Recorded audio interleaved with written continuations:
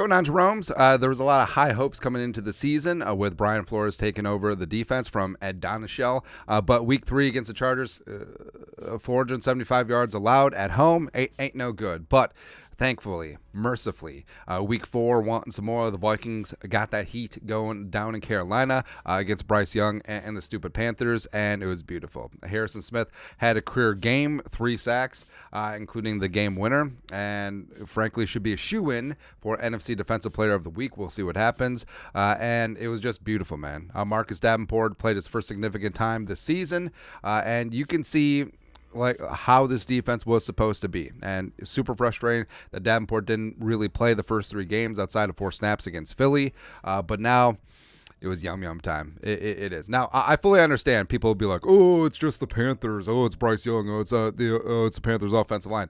Well, what's the alternatives? Did you want them to play bad? Did you want them to give up 500 yards and 5 touchdowns to Bryce Young like it was Alabama playing Alcorn State or something like that? Is that what you wanted them to do? No. You play who you play.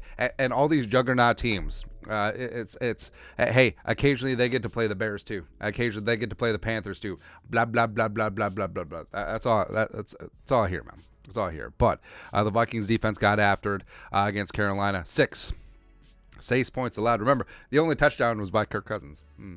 232 total yards allowed, 149 passing yards. It's interesting that, so 2 statistical quirks that bug me. So passing yards allowed, they subtract sack yardage in the NFL. For quarterbacks in college, they subtract the sack yardage from the rushing total. But anyways, 4.0 yards per attempt. 83 rushing yards, 2.7 per tote, 5 sacks for 55 yards. They were 5 of 14 on third down. Now, this was a lot better. This is like 1 for 9 heading into the final drive, where they sort of sat back until Carolina was threatening at around the 30, and then they really dialed down. So there you go. 0 for 2 in the red zone. Got themselves a turnover as well as a touchdown on the DJ Wanham scoop and score. So there was a lot to like. There's a lot to like. Season low in yards allowed with 232, which says a lot on the road. And again, Bryce Young, Panthers, Bofa was basically 70% Vikings fans. Don't care.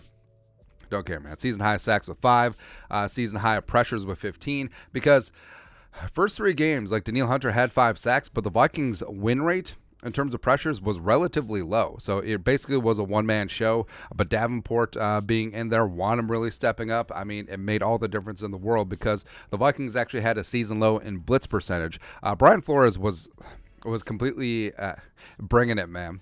First 3 weeks of the season, blitzing 60% of snaps, including 80% plus against the Chargers. Now, the Vikings didn't get home against LA because the Chargers offensive line did a great job picking it up.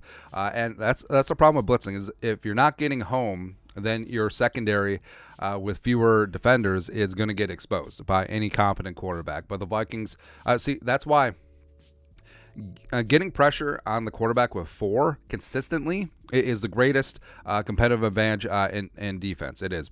That's why the Tampa 2 worked with the Buccaneers, back in the early 2000s, because you were getting home with those 4, with Warren Sapp and Simeon Rice and Hanatu, etc. So then you could just drop 7 in coverage. That's why that zone worked. That's why it didn't work with the Vikings at times. But season low in blitz percentage of 30.2%. The Vikings were able to consistently get pressure on Bryce Young with Danielle and Wanham, especially Marcus Davenport. Ooh, like some of those Marcus Davenport highlights, baby. Better run fills. Now, yes, Booby Sanders and also the Carolina Panthers offensive line is not the Eagles, but in terms of just playing your gap and playing disciplined football, made a lot of sense. Also, Kyrus Tonga was a healthy scratch again. I don't get it. Fewest missed tackles this season. So not only were guys in the right place, they're making their tackles. No touchdowns allowed, which is big. Like, even though there was like 7-8 teams who didn't score an offensive touchdown this week, which is kind of crazy. The fact that, again, yes, Carolina, yes, Bryce Young, yes, but not allowing the opposing team in the end zone, that's big. That's really huge for confidence, man. 3rd straight game with a turnover, which is positive as well. Now, if only the offense would stop giving away now. And also just more juice, more swagger. I felt like they were having fun out there. I felt like they were really feeling it, and they're going to need that the rest of the season because Sunday, U.S. Bank Stadium. Oh, wait, no. Sorry. That's what could have been, except the Bears decided to trade up for Mitchell Trubisky-Ponder as opposed to just taking Patrick Mahomes. Wreck him. That's right. But the Vikings have a major test on Sunday as Mahomes and the Chiefs come rolling in. Shocking the world, little country girl. That's right. Taylor Swift, Travis Kelce, the entire Kelce family. We are bringing it. Hey, we're going to get a split with the Kelce family. That's fine. That's perfectly fine this year. Shocking the world because hey, as the Jets game showed, the Chiefs tackles are soft. They're marshmallowy. The Vikings can bring that heat. Patrick will serve up a couple meatballs. Maybe they won't get overturned by FUBAR defensive holding calls, and we'll go from there, man. I think that this could. The Panthers game was a bit of a amuse-bouche for the Flores defense, and Mahomes on Sunday is going to be an entree, baby. Let's go. Let's go, man. But your thoughts are our thoughts. Vikings defense, Flores Hellfire defense really stepped up Sunday against Carolina. Let us know your thoughts and our thoughts in the comment section below. Subscribe for daily Vikings takes. Want to support the work? Put a little something in the Venmo. But the next time, Skull Production Value.